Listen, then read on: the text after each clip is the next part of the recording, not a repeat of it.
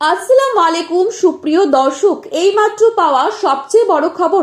সবাইকে জানাচ্ছি অগ্রিম ঈদ মোবারক। চলছে পবিত্র মাহে রমজান। রমজান মাস প্রায় শেষ পর্যায়ে। শুরু হতে যাচ্ছে মুসলমানদের সবচেয়ে বড় ধর্মীয় উৎসব পবিত্র ঈদ উল ফিতর। এই মুহূর্তে সবার মনে একটাই প্রশ্ন, কবে দেখা যেতে পারে ঈদের চাঁদ? কবে দেখা যেতে পারে পবিত্র ঈদ উল ফিতরের চাঁদ?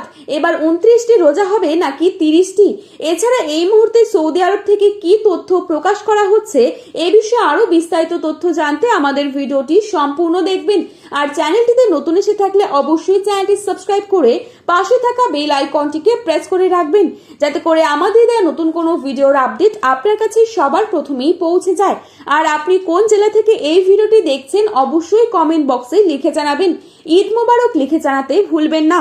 বাংলাদেশে এবার পবিত্র রমজান শুরু হয়েছে 19 ফেব্রুয়ারি 2026। এক মাস সিয়াম সাধনার পর শাওয়াল মাসের চাঁদ দেখা গেলে উদযাপিত হয় পবিত্র ঈদ উল ফিতর, যা অত্যন্ত আনন্দের দিন সকল ধর্মপ্রাণ মুসলিমদের জীবনে।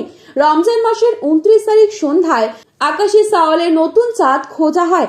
চাঁদ দেখা গেলে পরের দিনে ঈদ, আর চাঁদ দেখা না গেলে রমজান মাস 30 দিন পূর্ণ হয়ে তার পরের দিন ঈদ উদযাপিত হয়। এদিকে বিশ্বের বিভিন্ন দেশ সহ বাংলাদেশেও এবার পবিত্র রমজান মাস 30 দিন পূর্ণ হবার সম্ভাবনা রয়েছে। সেই অনুযায়ী আগামী 21শে মার্চ পবিত্র ঈদ উল ফিতর উদযাপিত হতে পারে বলে ধারণা করা হচ্ছে। জ্যোতির্বিজ্ঞান হিসাব অনুযায়ী সৌদি আরবে পবিত্র শাওয়াল মাসের চাঁদ 19শে মার্চ বৃহস্পতিবার সন্ধ্যায় দেখা যেতে পারে। ফলে সেখানে 20 মার্চ শুক্রবার পবিত্র ঈদ উল ফিতর উদযাপিত হবার সম্ভাবনা রয়েছে। অন্যদিকে বাংলাদেশে শাওয়াল মাসের চাঁদ 20 মার্চ শুক্রবার সন্ধ্যায় দেখা যেতে পারে। এ কারণে 21শে মার্চ শনিবার পবিত্র ঈদ উল ফিতর উদযাপিত হবার সম্ভাবনা রয়েছে।